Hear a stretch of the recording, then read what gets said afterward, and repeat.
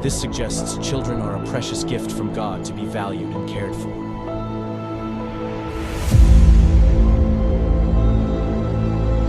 In the United States, a child a minute is taken into DHS, CPS, and so on custody. The reality is their pics are already selected, you just don't know it. Being perfect no longer matters. It's what the adopting families are looking for.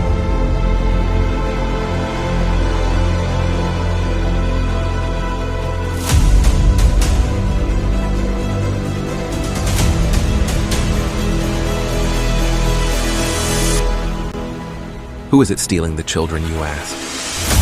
From caseworker to the White House, the buck stops at all levels, just not where it is supposed to be. The services your family needs, we the people have paid for to ensure your reunification. Title IV says, reunify at all costs. United, we stand means nothing to us when it comes to family values.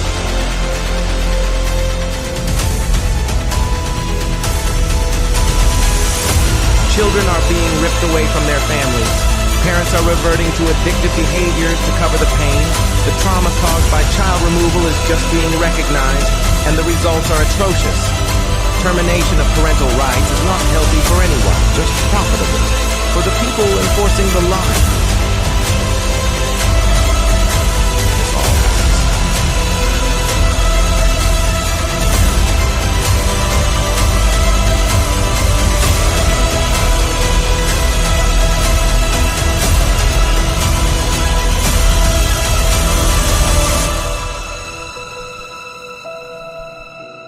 It's time Washington listens to the cries of our children, the wails of their mothers, and the rage growing in the fathers. These are our children. Keep your damn hands off them. We are coming to act on the behalf of the children God gave us to protect, and you kidnapped.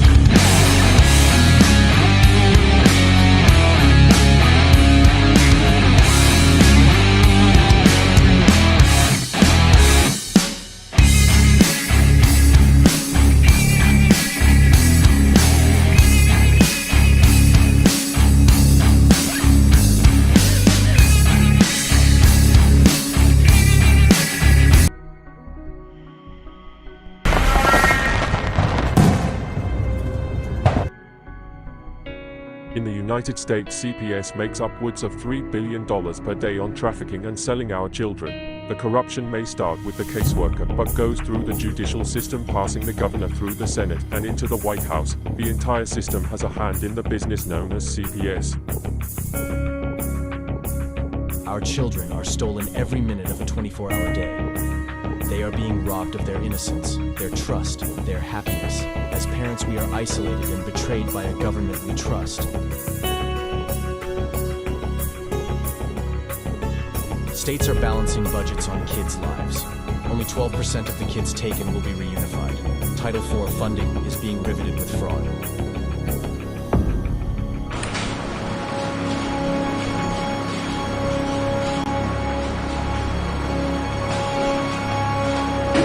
We need to stop CPS and abolish CPS.com is leading the way. Join us.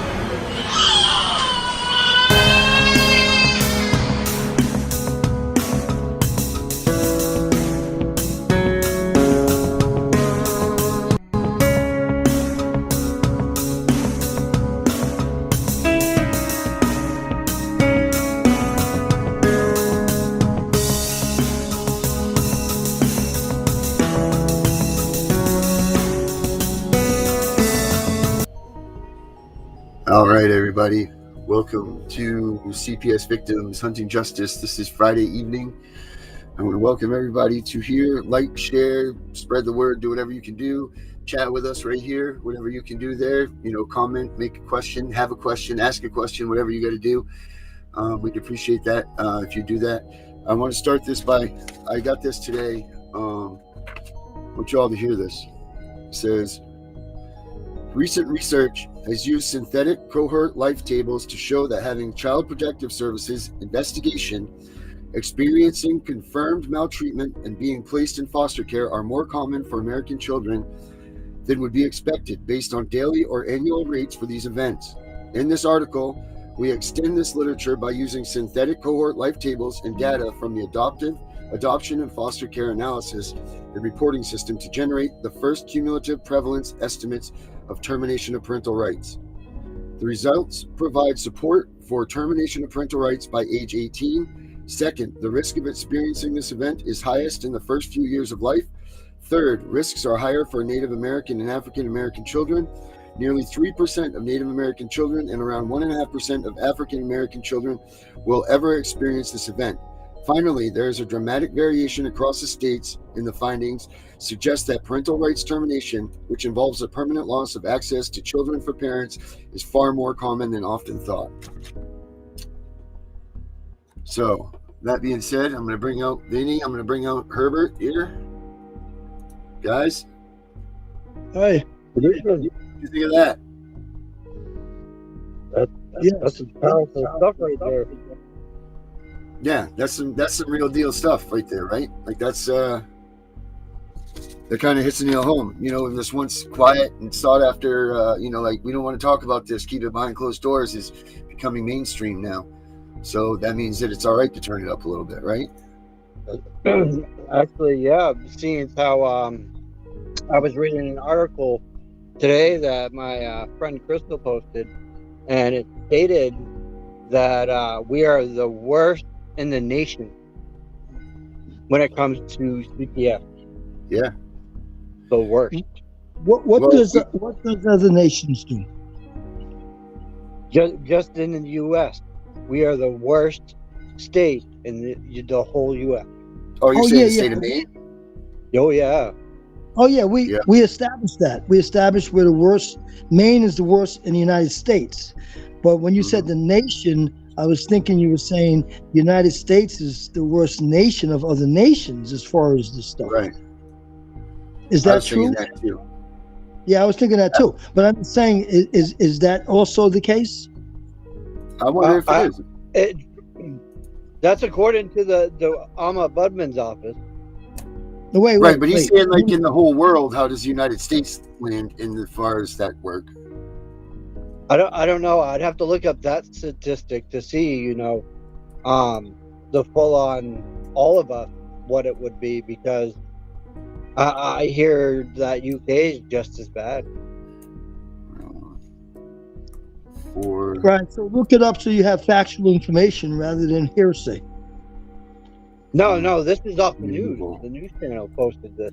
No, I'm talking about nation. I'm talking about in comparison to other countries. Ranks. Let's see. Where does the U.S. rank in child welfare?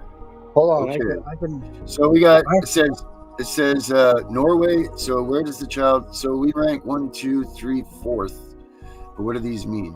So Norway is, let me look at what these numbers are here. But while I'm looking at this, let's bring out our special guest, Gail, here. Herbert, you want to introduce her? You know a little bit about her. I like your introduction of her. Okay, this is Gail that you're going to bring out. She's from New York. Gail is a occupational therapist. Her job is to help people get back into the workforce or help children with motor skills and related stuff. And she does work with Child Protective Services, meaning workers, like social workers and stuff. So she has some what's the word I would say, arm to arm working with them. She's not a social worker, she's not a caseworker, but she does work along with them from time to time. So she has a little experience with them. I'm dealing with caseworkers, yes. Yeah. Yes. Gail, and good evening, everyone. All right, thanks for coming back, Gail. This is great. Gail Fridays. Gail, did you hear what I just read? Were you able to hear that? I did. How does that what does that ring in your head? Are the people in the United States this bad? Are they this bad of parents, or are they out of control with how they're coming after kids? Well, I think it can be somewhat of a mixture at times of both. I think I had mentioned, excuse me, last week that um, CPS workers that I know, do not get perks or do not enjoy taking kids out of the house. They actually are trained to keep them in the house at all costs. But we also have a different time where parents at this time have so much going on, just in terms of survival, just in terms of their own personal self-image. Inflation is up. Parents are Mm-hmm. trying to survive and work, and many times they're not giving their children what they need in terms of guidance and direction, and the support system's not there like it used to be, more so in terms of extended communities. So I think that causes sometimes, parents, coping mechanisms to be challenged, and depending on how far that goes for them, sometimes children can pay for that. And it's not because a parent wants to be a bad parent, or a parent sits there and says, I want to be abusive, or I want to neglect my child. But sometimes that's one of the reasons mental health became such a big issue in this country, because honestly, a lot of parents really do want mental health assistance, and they're not given what they need. Now, don't you think that with the amount of money that the Title IV puts in all these increases for mental health, for substance abuse, for all of these things, but like you're saying, these resources are not available for these people? I mean, that must just break you up inside, knowing how much money is available, but what is consuming this money?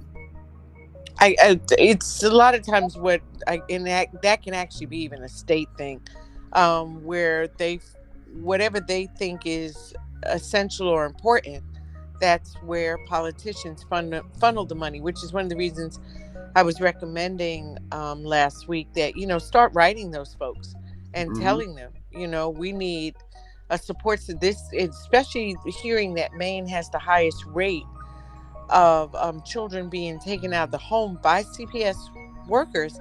That's something that needs to be addressed collectively. And if folks in Maine, and remember, we talked about it being an election year, so this election year you can really impact in terms of getting resources and saying, this is not acceptable.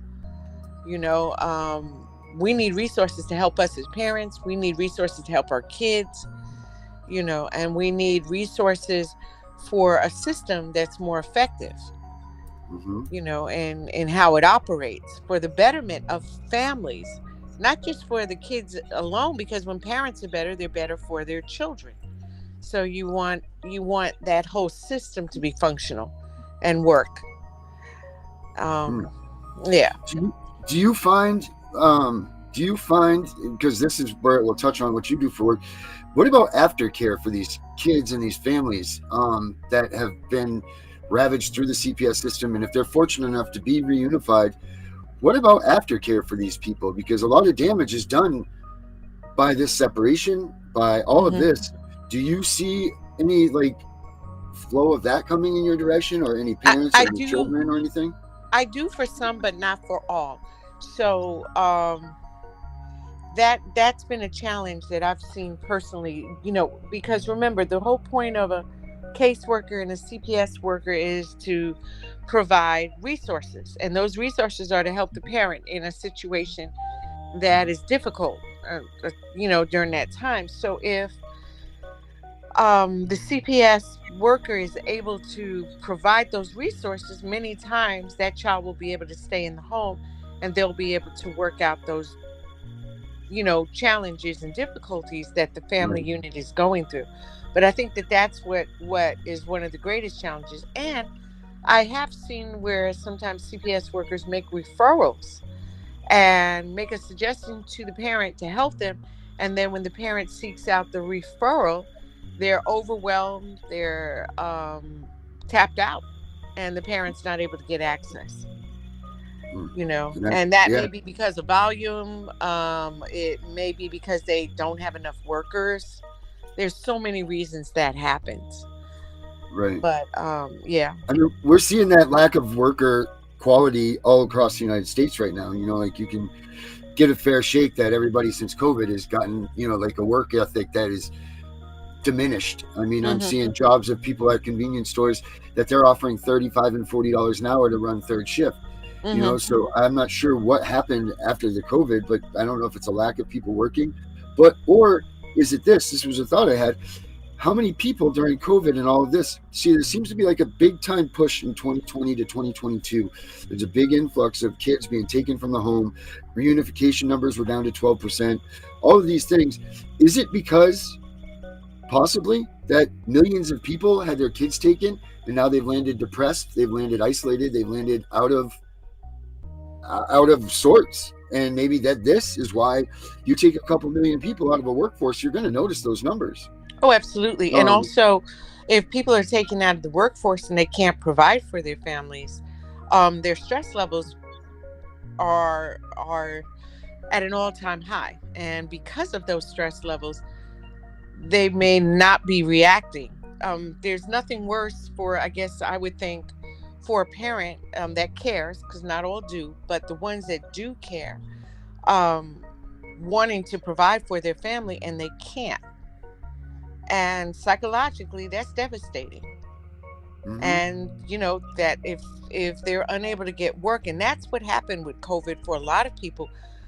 Some of them got sick and were unable to work because they were ill. And then by the time they got better, even though jobs legally weren't supposed to terminate people during that time, some did. You know, and it depended on what state you live in. Your southern states are right to work states. They can terminate you for any reason they want to, right, without cause or effect. The only thing they can't terminate you for is discrimination, and it's extremely hard to prove that. Right. You know, so and people were getting terminated. You know, people were also working from home. I know a lot of therapists. I wasn't in a job at that time where I had to do virtual with my clients. I was in a nursing home at the time. So I went to work every day in the midst of COVID. But for the therapists I know during that particular time that were working with children, parents were frazzled because they were on a virtual call and the parents were being put in a position to do therapy. And parents didn't feel adequate enough. And if you have a hyperactive child and your therapist is on a screen telling you do this, do that, and that child is behaving a certain way, you know, that could take a parent over the edge. Right. And that almost seems like it could be a possible setup for failure too. You know, Oh, like, yeah. Well, it did set a lot of kids back. I could tell you that much. Academically as well as emotionally. I mean, there were so many. COVID did so much. Right. To so many people, and children got affected. I mean, look at what happened academically to children. Right. I mean, you have They children really got behind, you know, in right, terms because of you have reading, children. math. You have children that were using computers that their parents had no idea of. So you had the younger ones teaching the older ones. There was no room. Like it was almost like the level of education. It was like they kept it hand in hand with the generations until this happened. Now it's like, you know, like here you to get on Instagram and all of this stuff, and you're like, what are you talking about? I'm still in Commodore 64 language, you know. Hey, take it a step further. For some of our really economically deprived families, they didn't even have a computer. Right. Right. So they even lost out on that. Ashley, I had a question for Gail. I put it up on the screen. She said, can I ask the question, why is it higher chances that the court terminate rights to children under 2? I understand the facts that it better younger because they can't remember it, but why terminate at all? So now I need a little clarification about the question. So it says, why is it a higher chance that the courts terminate rights to children under 2? Yeah, I understand the fact that it is better younger because they can't remember it, but why terminate at all? So what exactly is the person asking the question saying in terms of those rights? Because a child at 2 can't make a decision as to whether, or take it a step further, it's hard for them to even give an adequate story about what's going on behind closed doors. Because I know older children, a judge, and we're going to take CPS out of this equation on that point. There's usually a court case before a child gets taken out of the household. And at that court case, there's usually, Herb, you may know the name of the person. It's a lawyer specifically for the child. The guardian ad litem. Yes, the guardian. Thank you. And the guardian will usually take the child outside of the parent, outside of the lawyers, outside of any influences. And we'll discuss with the child if the child is old enough, what is going on? What's going on behind those closed doors? And do you feel you need to, leave this household? What's going on? But a child under 2 can't do that. They don't articulate that kind of information. Most of the time, if a child under 2 is taken out, there's some evidence of either physical abuse, whether it's broken bones or bruises, or the child was left in the house by themselves. And we know a child at 2 years old cannot take care of themselves adequately. But there has to be proof of it. There has to be a story circling all that also. I mean, correct. The abuse you're talking about could also be mental abuse that's reported by somebody. And correct. Like you said, the child can't articulate that. Right. But obviously somebody saw something dealing with the parents, reported it, and that's when they felt the parents shouldn't be with that child. Correct. In other words, the child is at harm being around the parents. Correct. The only time that I've seen, and this I have heard of, I haven't seen it directly, but sometimes when couples are getting divorced, unfairly, one parent will accuse another parent because they want full custody, and blatantly lie. And I've heard of people tell me that storyline. I think it's a horrible thing to use a child in that way, but I have heard that, and I've heard that more than once. But again, the child can't back that one up and say, no, mommy or daddy, even if you ask a child at 2 years old, did mommy or daddy do something? A lot of times they're very inconsistent in their answers. They may say yes one minute and the next minute say no, because they don't really understand the question to begin with half the time. And that I've seen more so because of couples, though, more than a CPS worker or a lawyer, and if they have other people to back them in that storyline, usually they'll lose the child. Yeah, but when it comes to the rights of a child, I would need more clarification as to, I think it's Ashley that's asking what she means by those rights.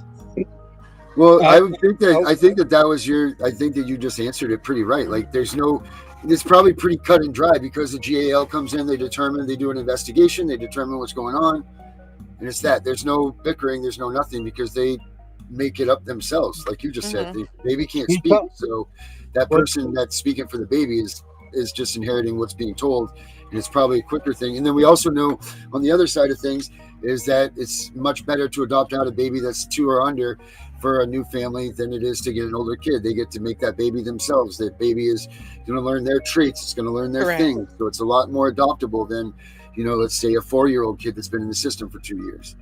Correct. That is damaged and everything. These babies are, they're not damaged goods. They're new, fresh babies that are going to be able to fall into suit with their family. That's pretty much the real reason. I'm going to go ahead and. You're implying in that same situation with the 2-year-old, make that 2-year-old a 10-year-old.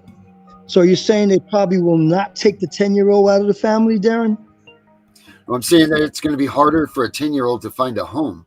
And it's going to be a longer fight. Right. Yes. It will be more difficult to take the 10-year-old. Yes, absolutely. Because now the 10-year-old has a voice. So they're going to be staying.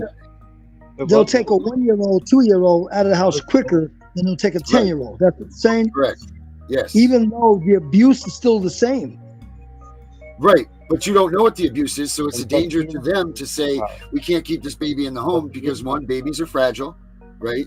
Two, they can't talk, and I think that's it. So they have to just take these babies right away. That's their mindset. I'm not saying that that's what should happen by any means, but I'm saying it's their mindset that it's easy for them to grab a baby because there's imminent danger. So the mindset that you're referring to is the judge's mindset. Anybody would say that a baby can't defend themselves. Judge, that's the mindset you're referring to? I'm just saying in general, I think. That's CPS's mindset. That's the judge's mindset. That's everybody's mindset. Because nobody wants to be responsible for a dead kid. That's the elephant in the room with this whole thing. Well, I know here and this. Go on. No, go ahead.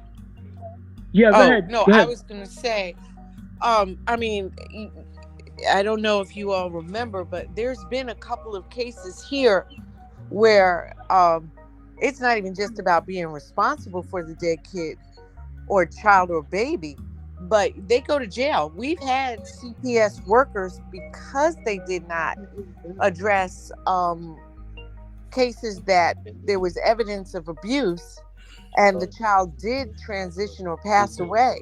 They started making them accountable and actually putting them in jail. That's good. So it wasn't as simple as them even just losing their job for not doing a good job. They actually went to jail, right?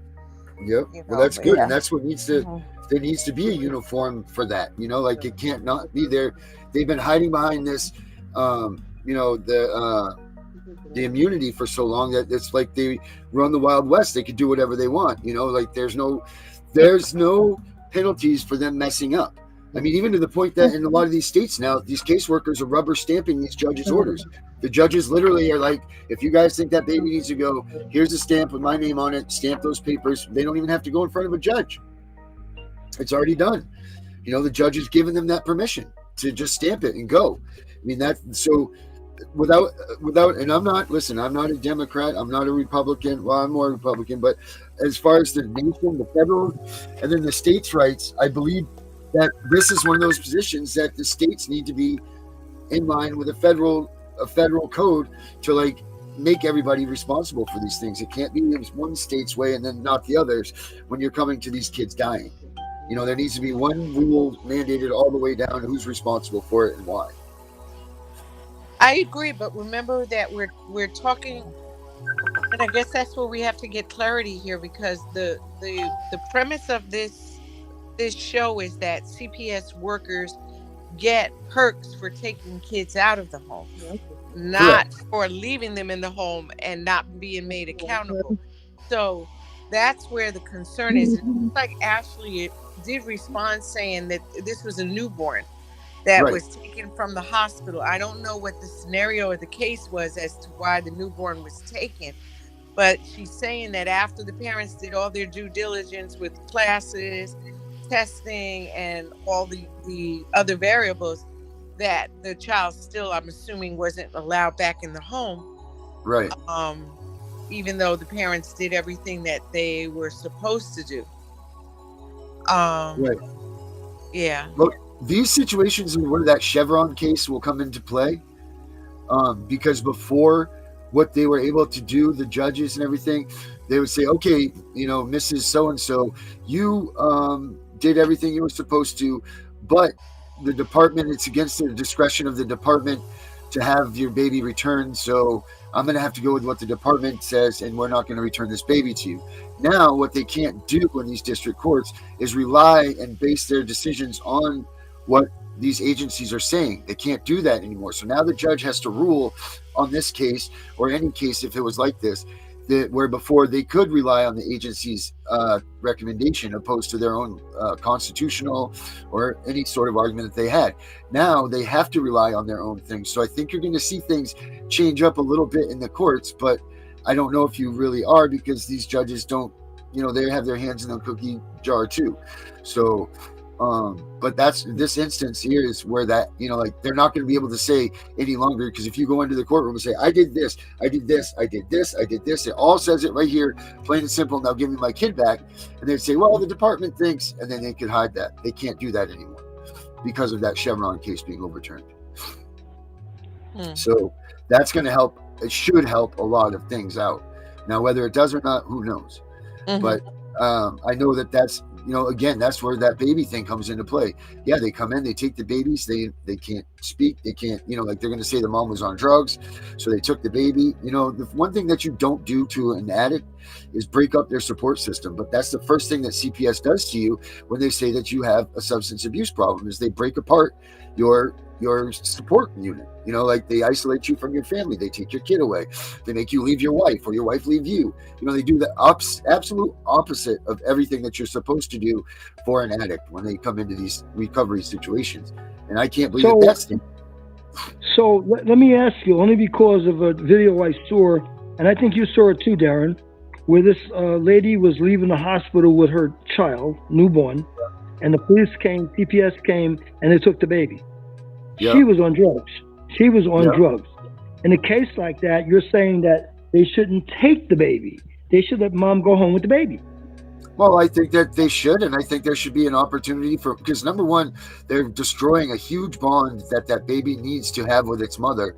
So in all honesty, it's almost like they do this as a sin, because they take those babies and they don't allow the baby to actually bond with its mother. So they miss that bonding experience with a parent. That does something mentally to a child as well. So this parent, if they don't get that initial bonding with the mother and a child, they'll never get that. So they take these babies away from them and they don't allow them to get that bonding thing. They use that against them in court. So yeah, I do believe that the mothers should be home with their babies. They should be monitored by drug tests or supervised by someone. But who knows? 93% of the drug addicts in this country, you don't even know who they are, because they're working, they're functioning drug addicts. Now they might not just they know once the mom gives that baby, they know from the time mom goes for the baby, they do testing, urine and everything else, that the mom's on drugs. So Gail, let me ask you this question. Those babies pay for the parent if the mother in particular is on drugs throughout that pregnancy. One of the reasons I'm working with those children is because of that. I've seen crack babies, and it's a heck of a thing to watch. Those babies are shaking at 3 weeks old because they're going through withdrawal symptoms because their parent took drugs while she was pregnant. And it causes damage. It can cause brain damage. Okay, so what Darren's saying, though, even though that may be the case, what idea do you have that we could avoid CPS from taking the child from the mom, leaving the child bonding with the mom, even though mom's a crackhead and the baby's a crackhead, but leave them together? What can we do with mom and baby? The only thing that I've seen that is halfway workable is if you've got a very strong family support system. And most of the time when people have gotten caught up on crack in particular, certain drugs are very hard for families to deal with. But if they can, that they live in the household with an adult that isn't on drugs, that monitors them and makes sure that the circumstances for that baby are safe. Okay. So then when the baby's taken, there's a very good possibility that that the woman doesn't have a strong support system. And that's why CPS takes the baby. Correct. Right, but what we're also finding out are these foster homes aren't vetted properly, and they are giving babies to crack houses and things like that. Like those are statistics are showing that, because they don't have places for these police. They don't have time to vet properly. They're removing more kids than they have places for them to go. And there needs to be something said for that, because statistics and studies show that even if you're literally getting the shit beat out of you in your home by your parents, there's still more damage done to you by removing you than to leave you in that situation. And that's from all kinds of studies that are being done. Because you're ripping apart a familial bond that God really gave you the right to recreate. Now, are you saying this for young babies, or you're just saying this for children across the board? I'm saying it's just for children, but for any baby. Now, Darren, remember I shared my story, and I have to admit with you, I could never be on board with that. I wanted to die in my household, and I would have found a way to make it happen if I had not been taken out of that household. Right, and you're one of those ones that fell through, and that sucks. because that's this. No, but I'm just saying, I was in the household. I was in a household, with that parent, and Right. that bonding thing was so not there for me. Right. I remember the feelings I had, and I'm much, much older, but I will never forget how I felt as a kid. And what actually helped me keep a semblance of sanity as a kid was that there were a couple of adults who knew what was going on behind closed doors, and they were actually, trying to be supportive and love me through it. But I can tell you, depending on the circumstances for kids, Yeah. that bonding thing is not realistic. When you got a parent that's constantly hurting you or abusing you, you're Right. not sitting there as a kid saying, well, you know what, maybe, it could be worse if I left. At Right. that No, time, you feel it's the worst thing in the world.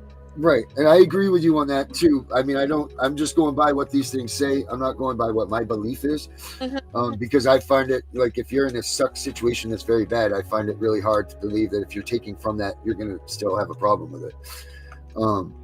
But however, what about if you dial back the abuse level a little bit? What if you dial it back to the point that your mom is just telling you you're fat, or you're, like, it's just a vocal thing that they're putting you down?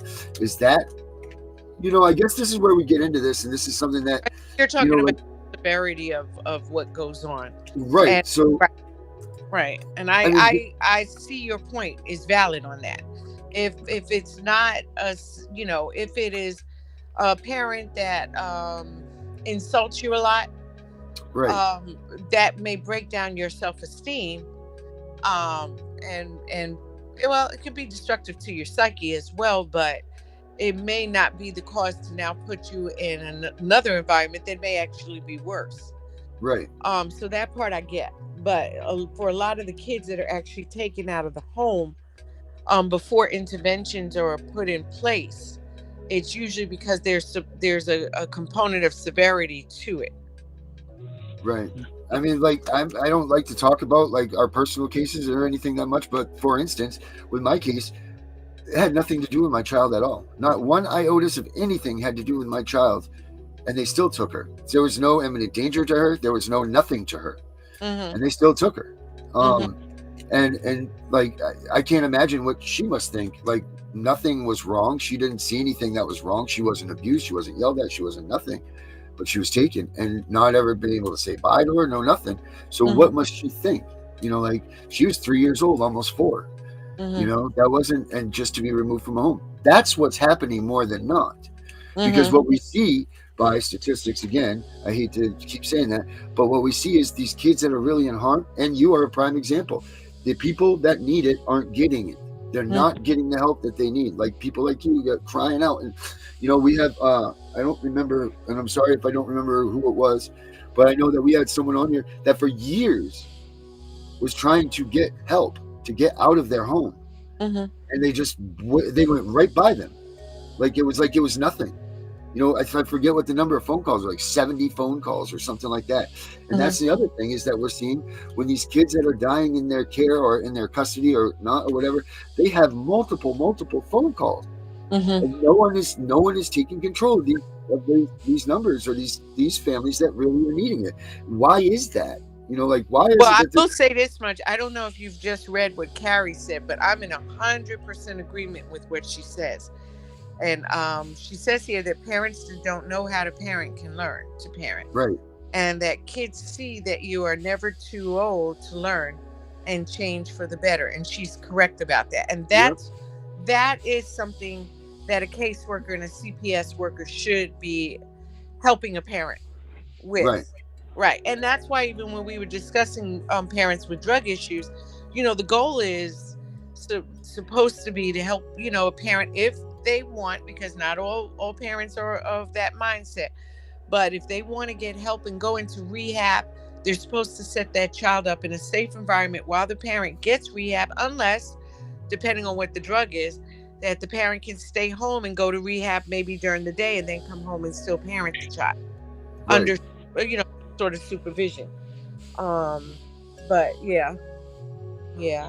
I mean, basically, this whole conundrum, this is why I support abolishing CPS and then starting over with something that just comes right in behind it, that we build from the ground up instead of from the top down.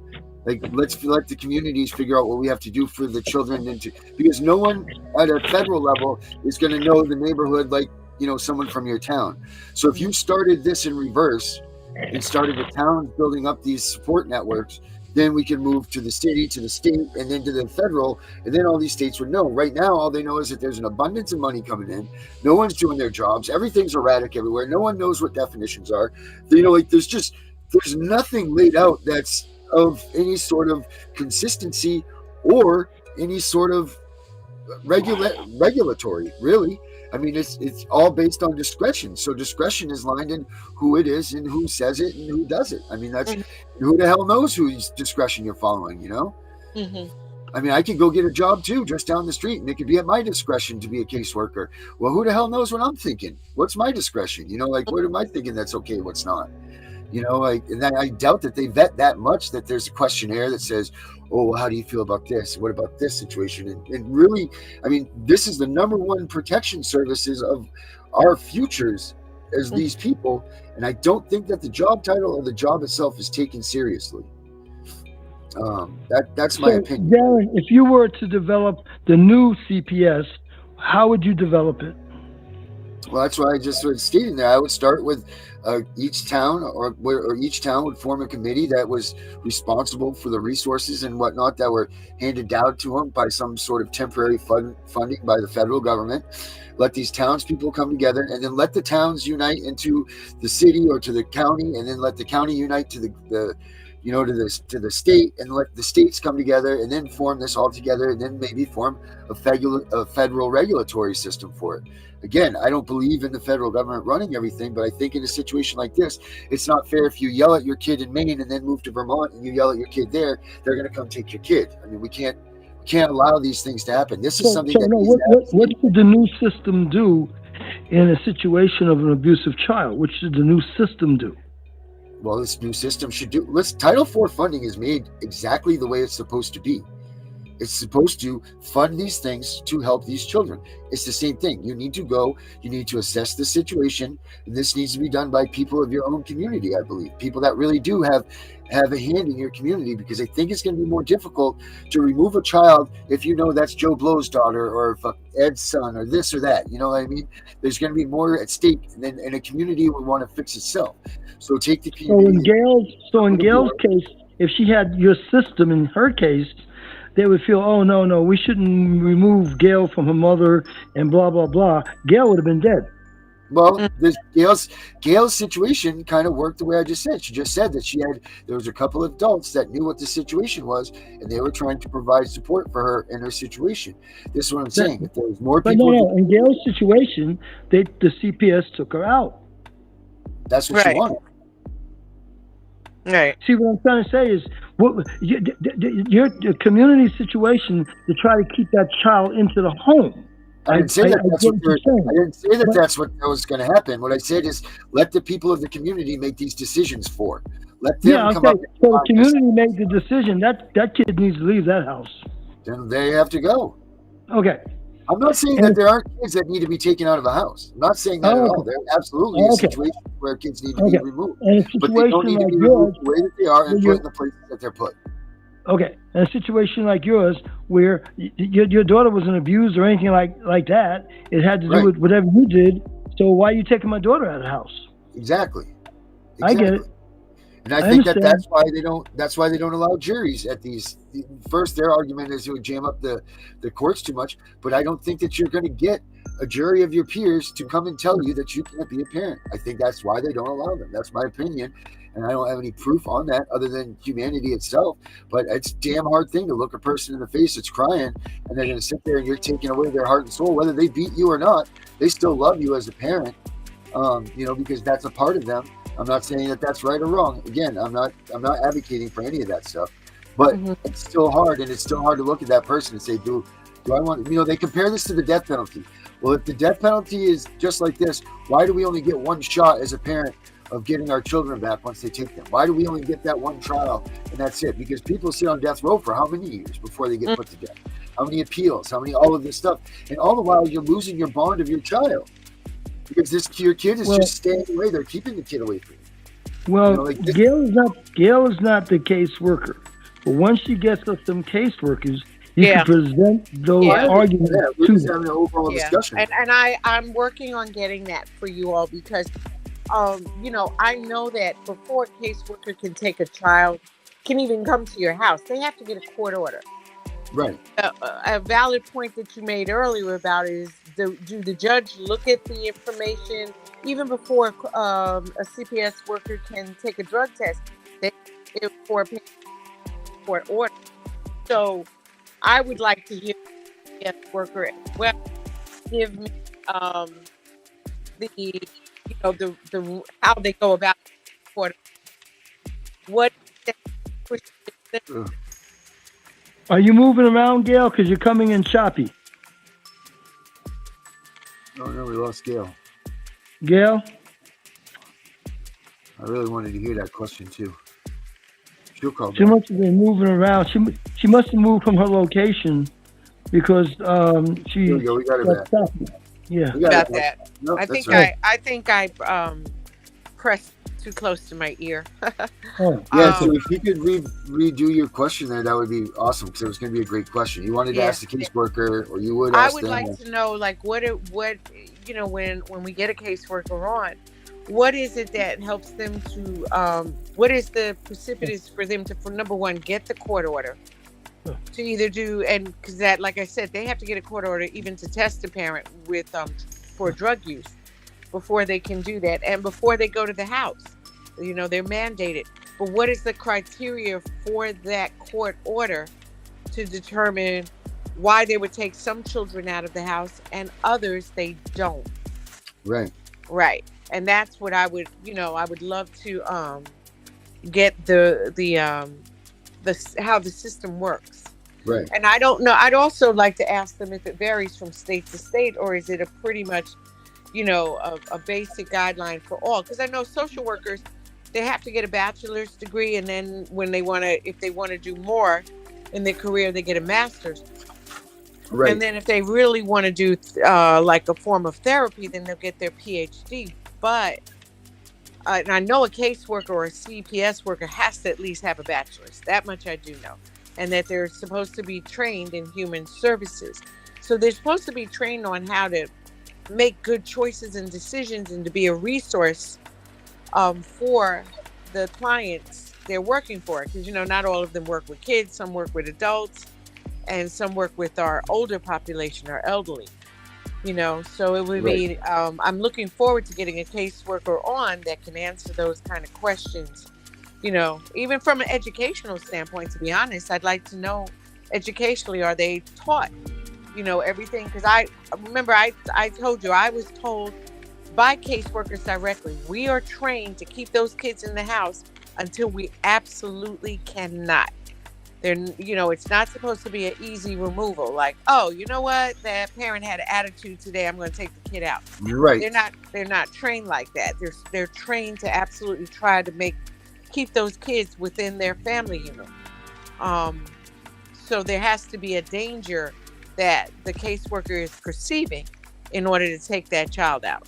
I know. Right. I'll give you an example. If there's a gun in the house and the parent's not locking up the gun, and the kid gets a hold of the gun and shoots it, even though nobody gets hurt. Now, and the parent may have been a good parent, but they didn't keep that gun locked up. And you may even know about this, Herb, as a police officer.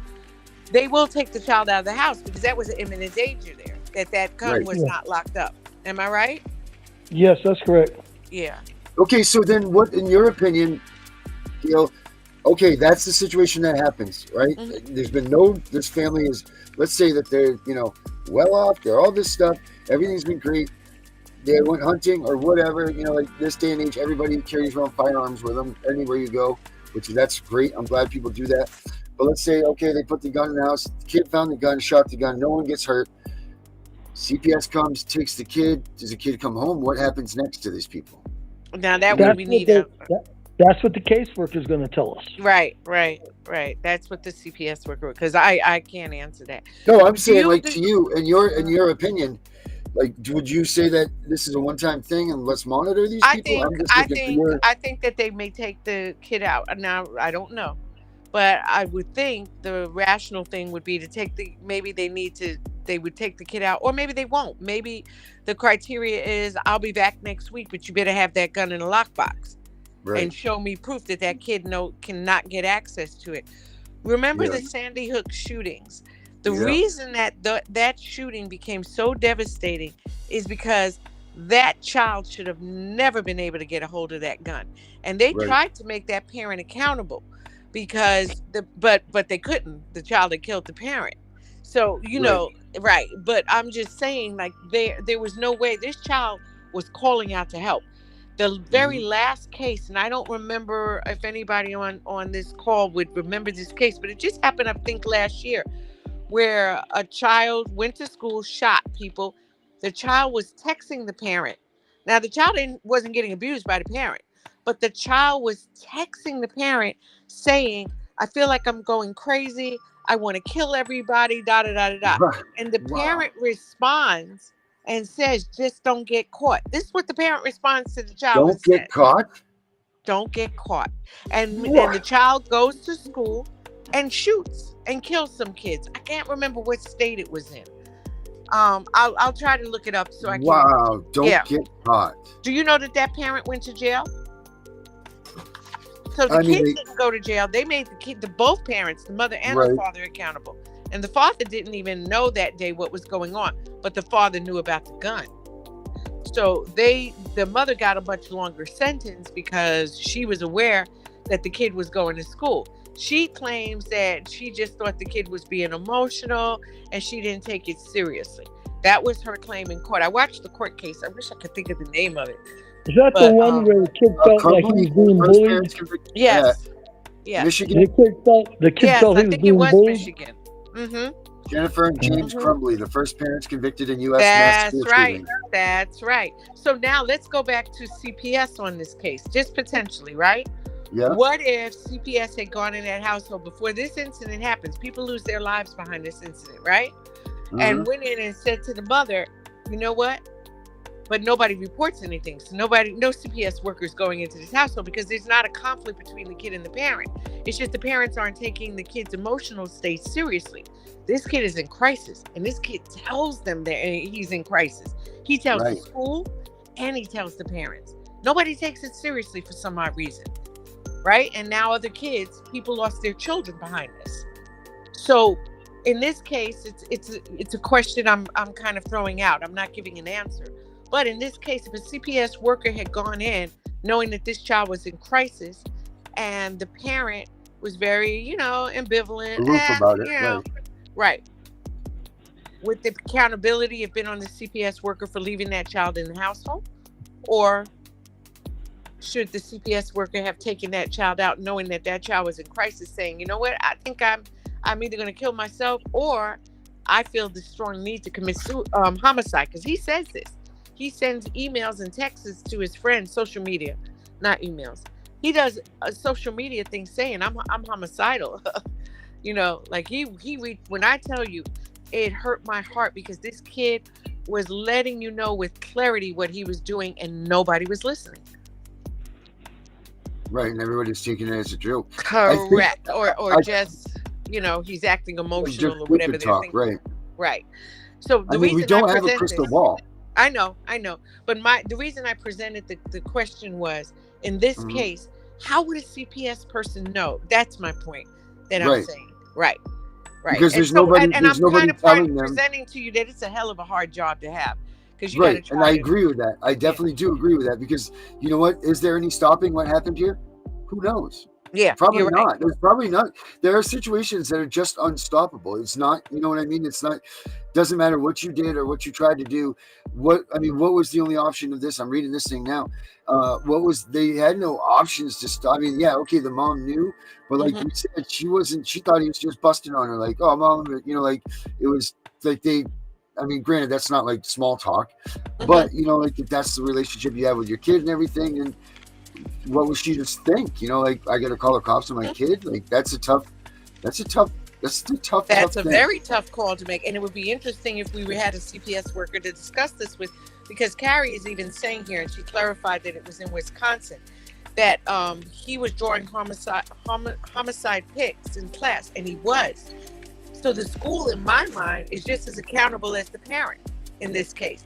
But if the school had reported it, they may have taken this child out of that household. They may have. And would they have been right, even though it wasn't there was no report of the parents being on drugs or the parents being abusive to the child outside of, they weren't paying the kid any attention. Right. It's something to think about. That's why I threw it out there. Yeah. Students injured and 7 others. Yeah, there's 4 students injured and 7 others in the shooting at Oxford High School in Michigan. Yep. Wow. Was it Michigan, or Carrie said it was somewhere else? Wisconsin, Carrie said. Right. Wisconsin. I would have to. They have the same last name, Crumbly. It's the same last name, so it's got to be. And it has to be Michigan, right? For this Yeah, case. I'm reading it right here. But it's not the only case either. So right. There could have been a case in Wisconsin also. Yep. And there definitely was a case in Connecticut. This is what the mother said, and this is perfect. This is how you sum it up.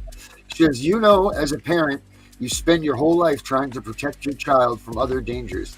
You never would think you have to protect your child from harming somebody else. Mm-hmm. That's tough. I got a question for all of you, actually, because this just happened in a case up here in Maine. Because CPS found out this person got a hold of the Katahdin file, they just offered her a deal that she gets her other 2 kids, but the state gets to keep the infant because it's already adopted. So she agreed to that deal. Would you have agreed to that deal or not? Say it again for me. Okay, she got a hold of what's called their Katahdin file, which is a AI system that controls CPS's initial phone call. It's not supposed to be used throughout the entire case. Okay. But they have been using it for that.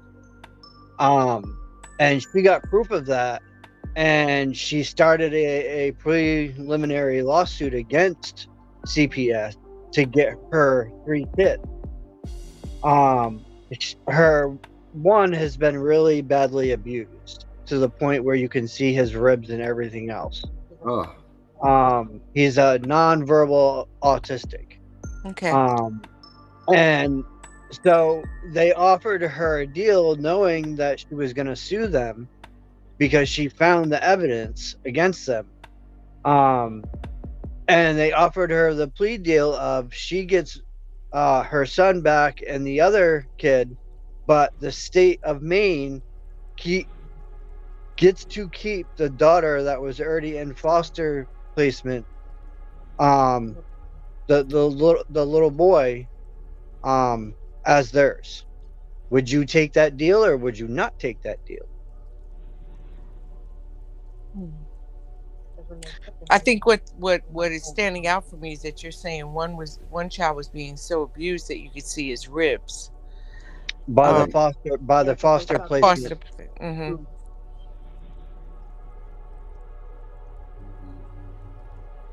You don't know. I mean, that's another. You had a lot of proof. Right. Check these out here. These numbers, Herbert. Here's about the beginning of the show. We talked about the national ranking of America, of the United States. It says America are less likely to have opportunities to survive and thrive than their peers in countries like Greece, Hungary, Israel, Canada, Spain, Sweden, the UK, and Japan. In fact, America is consistently outperformed on measures of child opportunities and outcomes. Among 36 OECD countries, the United States ranks 9th for reading scores, 26th for enrollment in early childhood programs amongst infants and toddlers, 31st for math scores, 32nd for the percent of children in relative income poverty, 33rd for the number of 1-year-old babies who died before their first birthday.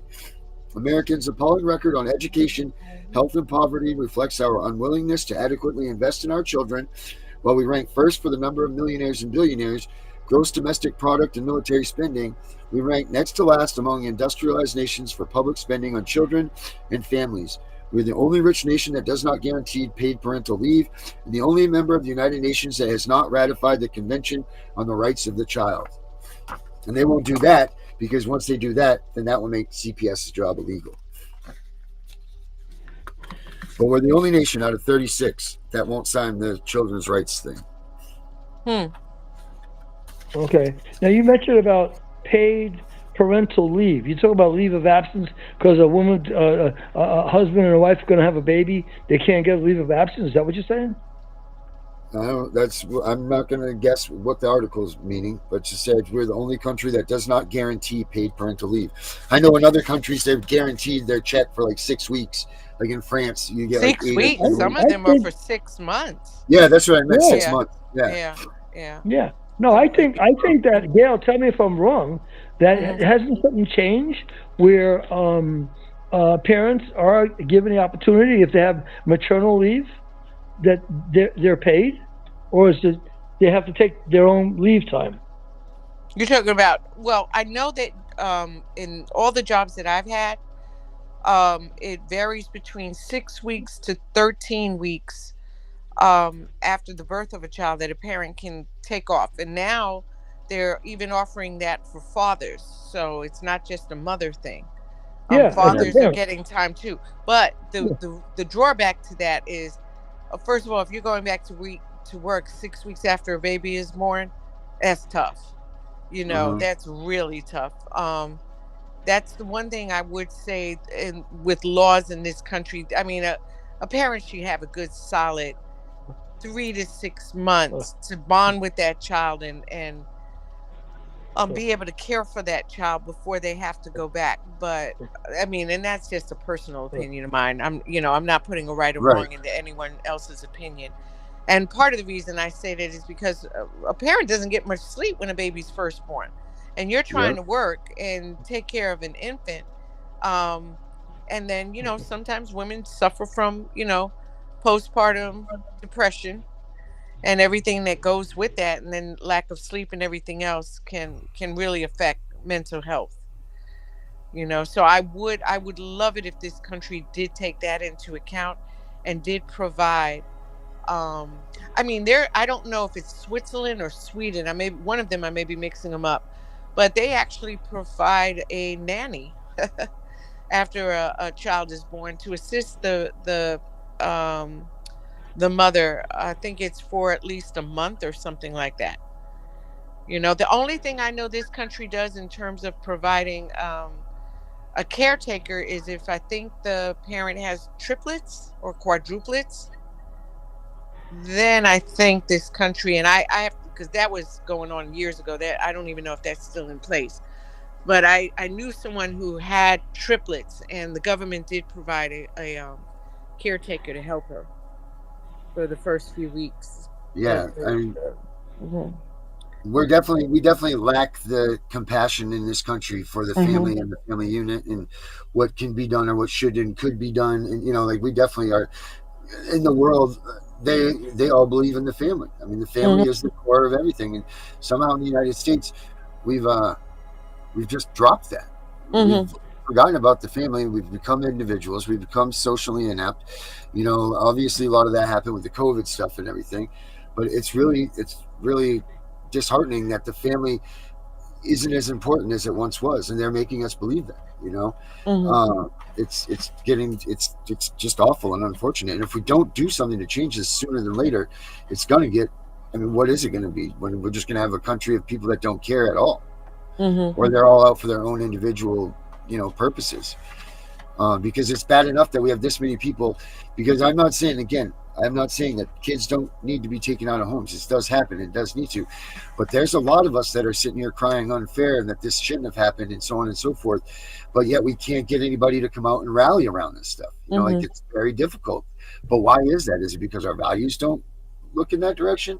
I'm not getting why we're having such a problem in this country getting parents to jump on when there's so many missed up or bad opportunities. I'm not even sure what I'm trying to get at, but you know what I mean. Like they're just something's wrong here, and I don't know what it is or how to put my finger on it. But when you have this many people crying foul and this many hundreds of thousands, and no one's listening and paying attention, then there's definitely a problem. I mean, I will agree with you that I think family values need to get stronger again, but I don't think that that's going to happen through any other means than, well, for instance, we're having conversations right now, you know, and you know, hopefully collectively more people will get together and work on those family values. Because I'm laughing about this conversation right now because my grandson, who is 20 years old, we were having this conversation earlier, and he, as a 20-year-old, was saying to me that he felt that family values are deteriorating in terms of what he sees even with his own friends, you know, and them feeling supported, you know, by families and societal. But you know, when you look at half your reality shows that we watch on TV, they're definitely not encouraging family values. That's for sure. No, they're Yeah. promoting the exact opposite, really. I mean, even sexuality is on the chopping block right now. You know, like it went from like an over exaggerated amount of teens having sex to this stuff to genital mutilation. Like, what the hell happened in between the too much sex for teens and then they went the extreme opposite? It's crazy how this thing just flip flops back and forth. I mean, that's obviously So I'm going to add another question to that then.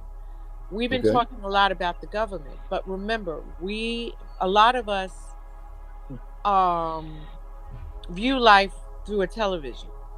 And one of my questions, just think about as well, would be, do you think Hollywood has a great deal to do with that? Oh, absolutely. I mean, Hollywood controls everything that these kids eat, drink, sleep, you know, like whatever they see on TV. And I don't know, is it Hollywood now or is it the gaming industry? That's the other question. You know, like where are kids? Because this kind of puts me out of touch. I don't know. Are kids watching movies now, or are they just constantly stuck in gaming? You know, where does this lie? You know, like where does the responsibility go for that? I don't know. I don't know if you do, but I know that whoever's responsible for gaming is definitely responsible for what kids are learning and picking up nowadays. There's no doubt in my opinion. Do you think that also affects parenting and how it's affecting how our kids are getting into the system and sometimes even?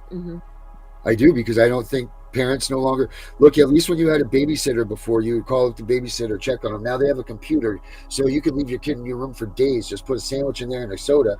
As long as that video game goes, they're fine. You know, and that's not really the right way to say it, but it's the truth. And I think that's the way parents are looking at it. But they're not monitoring what they're playing on these games. They don't go in and they don't look and be responsible for what's going on in these games. You know, they just know that it's a game. Their kids are out of their hair, and that's it. You know, like put Bobby in there with his computer. His buddy can sleep over. We can go out and have beers on the deck and whatever. But they're not seeing what they do, and they're not going to see it because it's just like we talked about earlier. The difference in the level of like the computers and this and that. No parent's going to walk into their kid's room, turn on that gaming computer, and try to find what they've been doing. We have no idea. And then with the level of protection. So yeah, I do. I think that all of that plays a big role in parenting, how parents view their role and how they accept it. You know, like no longer do you have to entertain your kids. They're entertained for you. So I believe it has made the parents lazy. You know, unless your kids are involved in other activities, you know, sports, extracurricular, all that stuff, then you're not going to know what your kid's doing because they're going to lock themselves in the room. They're going to go do the gaming. So I think, yeah, it's made parents lazy. My opinion. Vinny, what's your thought on that? You're the young generation. I'm the young generation. What are you talking about? I'm almost 42 years old. That's young still, Vinny. No, I don't feel young. How do you feel about like, do you think that Hollywood and the gaming and all of that stuff has to play in like what's going on with all of this? It definitely does. I mean, uh, even with these kids, it was all about their game systems, and they always wanted to segregate themselves to gaming or talking to their friends, and they didn't want to bother even coming out. So yeah, I can kind of see that. That would be a problem because you'd try to say, "Let me check your stuff," and they would not let you in because they'd have it passworded with 4 different passwords. Right. Yep. And then they get angry and they throw stuff or try to threaten to hurt themselves. Yep. Or they're able to just go to the schools and be able to say, "Oh, I don't like my parents and this and that," just because their parents took their game away from them. But then here comes CPS. I mean, that's happening a lot more than not too, Gail. You notice that stuff? Mm-hmm. And then how do you deal with that? That's why I think that this whole system is just ready to be wiped out. Because I think there's too much time. I mean, we're dealing with a fund that comes from a system that's from 1935.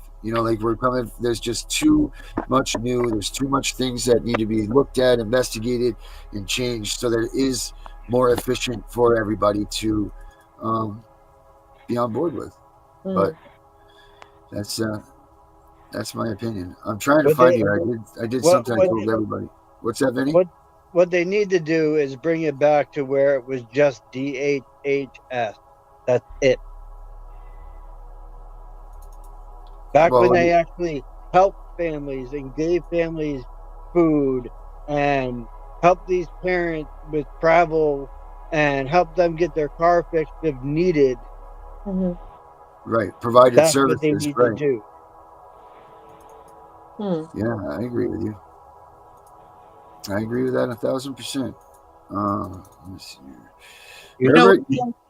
Is from a political standpoint, though, many politicians are saying that those are freeloaders. We don't want to help them. So there's a lot of. I mean, I agree. I think that would be helpful, honestly. But you will find that a lot of folks are saying we don't want those kind of social service programs in place. Mm-hmm. They're costly, and who pays for that, right? Right. And, right. So it's interesting, from that standpoint, because I do agree that would be incredibly helpful to help, parents if they need assistance with food and everything else. Yeah, that's the way that the community should be moving and operating. That's why I say it's such a big thing for the local communities to get involved, because I think you would see a difference in care and response than you get now with this being the way that it is. I mean, you're getting termination of parental rights is becoming the norm, and how is nobody out there complaining and saying, whoa, we got to stop this?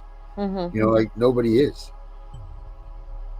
And we're not that isolated of a group that this is like this. You know what I mean? This is not just a us thing.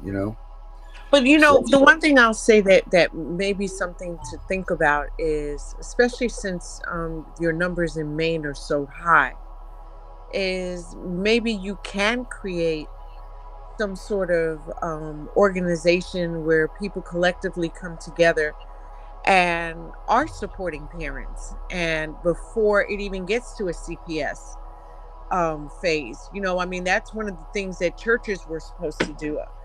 Right. And even that, I think, is starting to falter. But maybe you can, start get a few good people together and create some sort of organization. Call it something real positive, but parents know that if they're in crisis mode, or they feel like they're getting in crisis mode, that they can get assistance and help from the organization before CPS can even remotely get involved. Right. And stop it from going to that level. Right. That, you know what? That's a great, but I mean, I guess that's what we call education, right? Like that's what we call, but how do you, like that's, you know what? If parents don't realize when they're faltering and they're fumbling and they can't come out and get, expect, ask for help, then that's their own fault. If they don't want to work on it themselves to keep their kids, then they don't deserve to have those kids, really, I guess. Like, I mean, there's a pride level that, that is part of there, but on the same hand, if you know that you're losing control and then you're part of that, that your kids are part of that, and you don't want to do that, then you don't deserve your kid anyway. So, yeah. Herbert, you got anything with thoughts on any of this, bud? No, I think we're right in your rolling alley along here. very well. I think that to bring some closure to all this, once Gail gets her caseworker friends on for us, then we can ask them those questions. Yeah. No, I mean, I like just dealing with Gail also. I mean, this is very, It's very good that we deal with Gail. Gail doesn't have all the answers. The caseworkers have the answers to your questions. Yeah, that's very true. Because I'm not a They have the actual answers to all your questions. The facts, not opinions. Just they'll give you facts. Right. This is what they do every day. Yeah. And they may be able to clarify or clear up some of the misinformation out there. And we may find out that some of the stuff we think has some validity and they're trying to work on change it. We don't know, but we won't know until we talk to them. Right. It's like I'm police. I'm police. I'm not fire. But at the same token, if somebody, because I work along with fire departments, so if somebody asks me, well, why did they break a hole through the window of the car? Well, the fire hydrant was there. The car was parked there, so they busted a hole through the person's window. I mean, well, couldn't they have gone around? Well, that's their prerogative. They can go through the car if they want to, because it's parked illegally. But I'm not a fireman, but I can tell you from observation of things. Or they could take the fire truck and push the car out of the way, even though it messes up the transmission, but they could push the car out of the way to get to the fire hydrant. But you have to really ask the fireman, well, why do you do that? I can only tell you what I observe of what the fire department does, because they have their policies and procedures. Right. And even that probably varies from state to state to a greater. And that varies from state to state. That's what I'm saying. That for this situation, it should be cut and dry. That this is what you can do, and this is what's not acceptable nationwide for your, for your kid. I don't know if you could use the word cut and dry, because the situation is not cut and dry. So every situation is going to vary. It's not going to be a cut and dry solution. Right. That is so true. Yeah, it's not going to be a cut and dry solution. All right, so you guys want to hear the song I did? Sure. Check this out. Man, you're gonna like this. Can you hear it? Everybody can hear it? Yes. They take away the fathers, leaving just a mom and cubs. They know that with that out the way, the better things will go. Breaking apart the family, destroying the American way. Our legacy is built upon our families of yesterday. Fuck CPS, fuck what they doing. Fuck CPS, they need to be ruined. It's all about the division of family services. You hear that the division is what they about. They prey upon the family, the ones that the dad's been kicked out. We can't stand for this abomination. This is the song that needs to play across our once great nation, making us aware of the problem. Stealing our kids, it's not mama drama. Stand up for those who are lost due to them. We need to fight for the family, making America great again.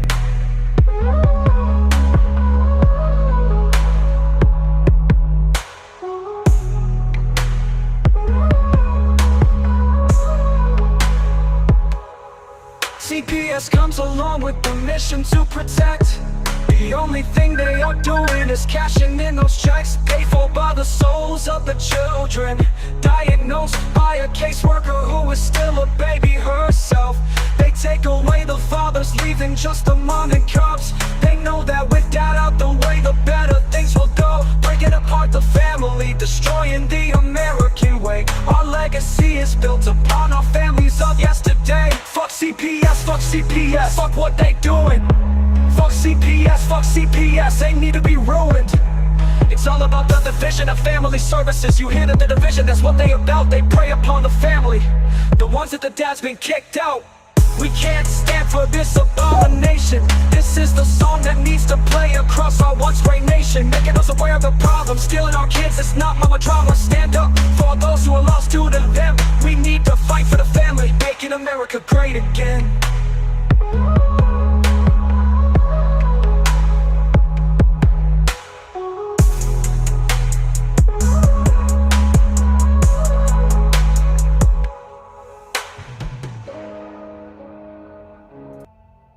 Yeah.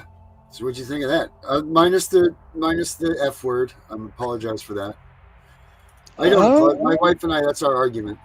I don't have a problem with the F word part. The part I have a problem with is that I'm not hearing. Okay. CPS is following rules, regulations, policies, procedures. Why don't they do a song about changing the system of things, like changing policies and procedures? Because the CPS worker is nothing more than a messenger. In some cases. Yeah, but in a lot of cases, they're following a protocol. They're following what they've been trained to do, and it's not personal. It's not well, no, let me take that out. It can be personal if they feel that child is being harmed, but it's not that they're acting. I don't like, and when I say not personal, it's not because they sit there and say, today I'm going to take as many kids out of the house as I can because I woke up on the wrong side of the bed, type of thing. Mm. Right. So it's and they have an overseer, which is the judge, that's going to oversee them to do what they're supposed to do. I mean, that song could easily be about the police, very easily. Screw the police. It could be about a lot of it. Well, they made one. NWA did that same thing with the police, but but I was saying it could be about the police. But what are the police doing? The police are upholding the laws, the rules, the regulations.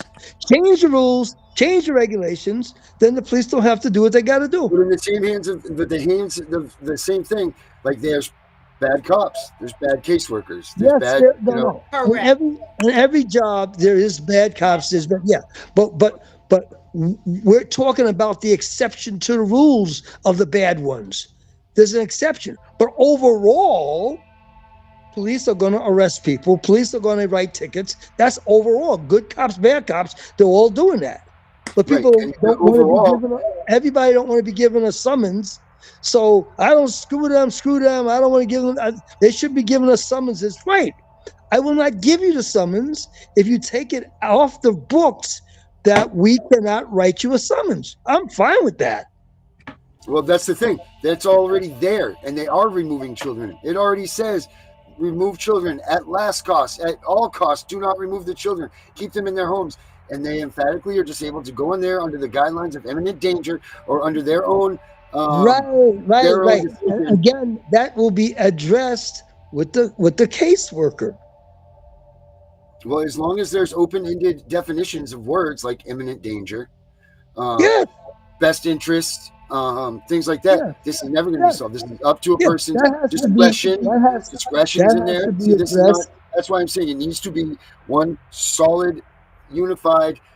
These are what these definitions are. These are the situations that need to be going on and upheld in these decisions.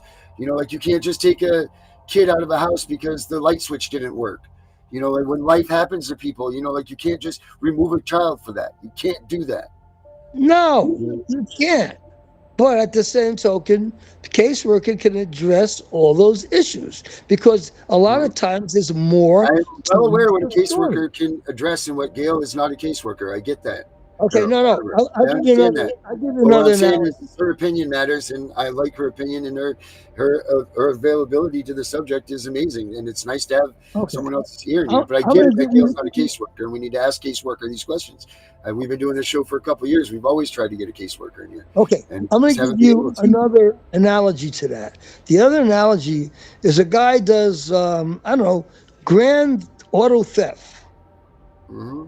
He gets arrested for just grand auto theft, but they put him in jail for life. Holy smokes! What the heck? Why they put him in jail for life? Just because he stole a vehicle? Because he may have a record of things. And they already said all you need is one more strike and that's it. You're out of here. All right. Well, let me give you another analogy. You've never been in trouble in your whole life. Never had CPS call when you raised a daughter for 23 years on your own with no mother, everything. Never got a call, but you get in trouble. CPS comes, they take your kid. Good. Now, that's not good they took your kid, but good analogy. The good analogy that you gave me is that why would the CPS come to your house and take the kid unless there was some kind of imminent danger? And you know just as well as I do that there was none. That's where when you talk to the caseworker, you explain that to them and say, well, how would you rule on that? Right. If we had a caseworker here. But what I'm saying is these things happen. You know, Yeah. Benny, But the Benny has thing been is, accused of atrocious crime. He's yes, put on the penalty box before he's even been able to go out and be able to speak on his behalf and be able to set the record straight. He's already yeah, destroyed, just like I was. The media has destroyed us as parents and as people and as anything in these areas because they can't take that stuff back. They put you out right, in the media like that. They can't take it back because right. everybody's already made their decision about you. So That's that's right. it. You're ruined. That's it. So we have to figure out, was that the decision by? It was not the caseworker. See, we keep going with the caseworker. What about the judge? I agree. I agree. And the reason I agree is because I have actually spoken with parents. Now these are parents I spoke with that said that the um, social worker had actually written a letter in favor of the child going back to the parent, and it was the judge that made another call. And I don't know why the judge made that call, and they don't know why. They couldn't give me an answer. They Well, they they had a letter from the CPS or the caseworker saying that this person has. Carrie was mentioning earlier how these parents had went through all their trainings, their classes, etc., and yet they couldn't get the baby back. I don't know what the backstory is to that, Mhm. but I have heard of parents before saying that as well. Like the social worker said, no, it's in the child's best interest to go back home, and it was the judge that made a Mm. different call. Mhm. That's right. Yeah. And nobody brings up the judge. We do is beat up the caseworkers. We in got to my introduce case, the judge into this scenario. The judge has to be introduced in this equation. The okay, but judge. I'm gonna argue that fact with you a little bit though, Herbert, because the judge is not always present in all of these cases. Because in my case alone, there has been no judge interaction with the CPS case. It's all been the Attorney General and CPS and the guardian ad litem. Now Judge. I And was I under can the prove it. impression I that have that all a that proof. judge always had to A write. judge had to be involved somewhere in the middle there. You didn't see the There, judge. there has not been a 6 month review or a 4 month review for the Jeopardy hearing. There hasn't been none of that. And we're going on the 11th month. Which means that you're only 3 or 4. They've already gotten you for abandonment because they've separated you from your kids for that long. So they win there. Now they've gotten you. They're almost 15 out of 22 months. So you're only 4 months away, 5 months away from getting that. So they TPR you, but they're already going to do it because you abandoned your child. This is all state sanctioned and state done, and you haven't even gone to trial yet to see if you're guilty or innocent. But you're already being put out to hung for your family. Yep. Makes no sense. That's why I said you guys really don't understand how corrupt CPS is here.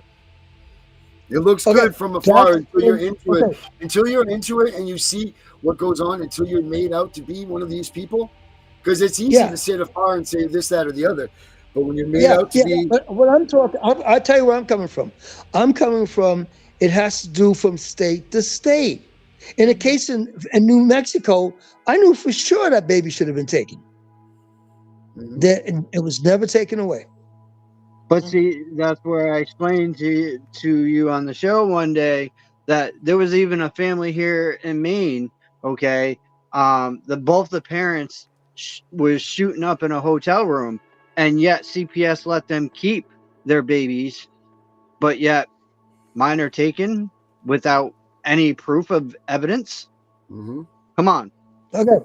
So it's a very subjective decisions that are being made. So we got to figure out from the caseworkers, do they have the discretionary to do subjective decisions? From that standpoint, um, I'm wondering if there is a legal way, um, if caseworkers are not always, um, if they're not using sense in terms of their decision making with children, and you're feeling that they're taking them out and they're influencing the judges based, because the judge in the end has to make the decision. That's the one thing factual I know. Um, is there a way to make them accountable? And maybe in our legal system there is, and we're unaware of it. Yeah, it's called a Form COL, Mm-hmm. 1983, Mm-hmm. USC. That's how you hold these judges accountable. You have them served before you even have a court hearing. And what happens when you do that? Does it do they have to It puts them on notice that if they try to screw you, you got a pre-existing lawsuit uh-huh, towards them. got you. All right, guys, we are way past. Oh, okay.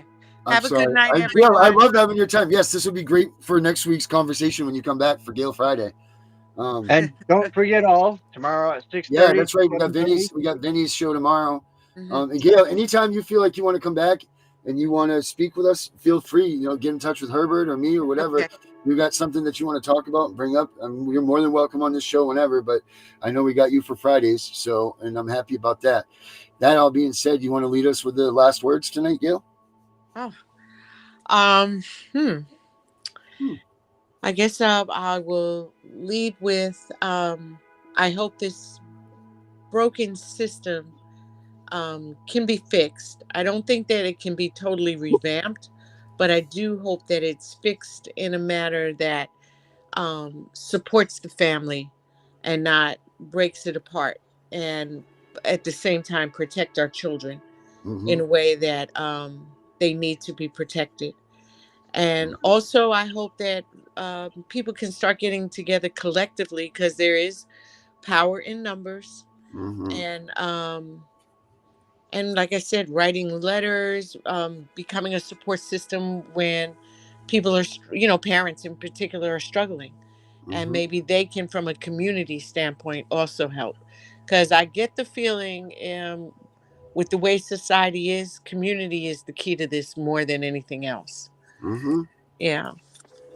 All right, those are good. That's good stuff right there. Herbert? Herbert's going to say, avoid CPS. Yes. Okay. Learn, first of all, about CPS so you know what you're avoiding. Yeah. You may be doing things innocently, thinking that you're doing it to the interest of your child, and actually is detrimental to yourself and the child, because it's something that CPS sits on the list, Yeah. and you're doing abuse to your children by doing or not doing things. So Yeah. you have to learn about what is CPS, what is it that they look for, and avoid being on their radar. All right. Vinny? Oh, well, tonight for you all, don't ever sign a CPS contract. Always have an attorney present, and do not let them in your household. That's right. Hey, Vinny, what time's your show tomorrow? 6:30 to 7:30 p.m. Right. Eastern Standard Time. All right, Now, everybody. what time would your show start? Is it going to start at Start 6:30 or at what time? 8:30 on the nose. Okay. All right, everybody. So that's it. Thank you guys for joining me today. I appreciate it. Have a good So, weekend, everybody. Gail, will you be able to come on for 6:30 tomorrow? That's Vinny's show. It's not mine. That's the Vinny's program, I'm man. You asking talk to Vinny Gail. about it. Gail. Oh, Gail. Gail. Yes, Tomorrow, we're here. yeah, Gail's right there. I can't make it tomorrow. I have a fundraiser I'm going to, but the Okay. following week I should be able to. All right. Okay. All right. Perfect. All right, guys. Thank you guys very much. Thank you, Vinny. See you tomorrow, buddy. All right, everybody. That was a great show. Gail, I really appreciate Gail being on here and her wisdom and her insight. It really helps out a lot. So listen to everything that we said tonight, guys. This stuff's real. Please keep CPS out of your house. Keep your family safe. Keep your kids safe. I'm the CPS Punisher, and I'm out of here.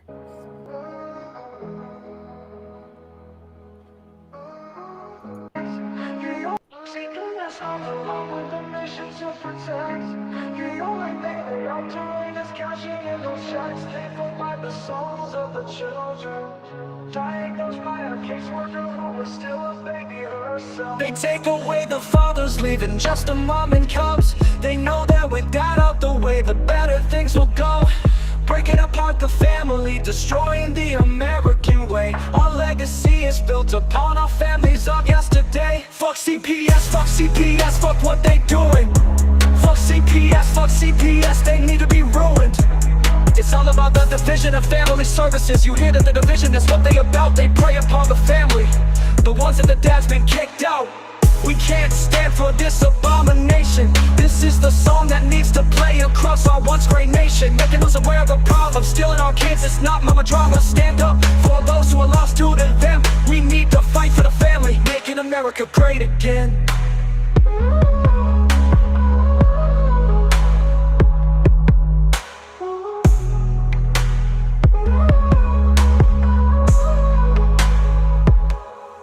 CPS comes along with the mission to protect.